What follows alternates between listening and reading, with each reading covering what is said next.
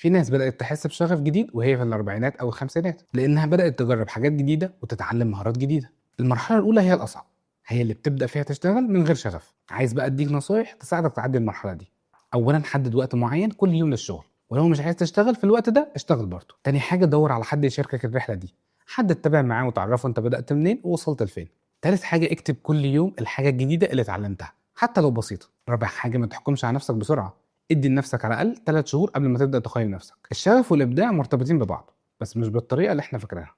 احنا بنفتكر ان الشغف بيولد الإبداع، والحقيقة ان الإبداع هو اللي بيولد الشغف. لما تبدأ تبدع في حاجة، لما تبدأ تعمل حاجات جديدة ومختلفة، لما تبدأ تحل مشاكل بطريقة مبتكرة، هتبدأ تحس بالشغف. داليا بدأت تحس بشغف حقيقي تجاه الديكور لما بدأت تبدع، لما بدأت تعمل تصاميم مختلفة وجديدة. دلوقتي بقى بعد الكلام ده، ايه الخلاصة العملية؟ الخلاصة بسيطة، ابدأ بالحاجة اللي قدامك. ابدأ حتى لو مش حاسس بشغف. الشغف هيجي، بس مش هيجي وانت قاعد تستناه، هيجي وانت بتشتغل.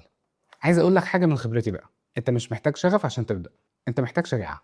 الشجاعة انك تبدأ من غير ما تبقى متأكد من النتيجة. محتاج ايمان انك قادر على حاجات اكبر مما تتخيل. محتاج صبر على نفسك، صبر على الرحلة، وصبر على النتائج.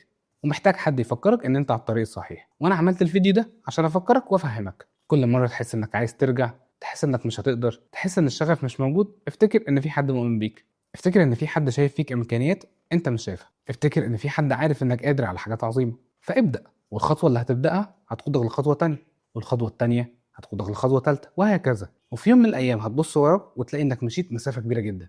وفي اليوم ده هتحس بشغف حقيقي، مش شغف رومانسي، لا، شغف حقيقي.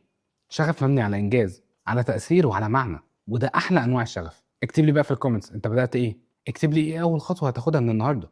اكتب لي إيه الحاجة اللي هتشتغل عليها الفترة الجاية، لأني عايز أشوف تقدمك، عايز أشوف إزاي هتغير حياتك، عايز أكون شاهد على رحلتك. وإن شاء الله في فيديو جاي هنتكلم عن حاجات تانية مهمة هتساعدك في رحلتك. بس دلوقتي ابدأ، مش عايز منك أي حاجة تانية غير إن أنت تبدأ، والباقي هيجي بالتدريج.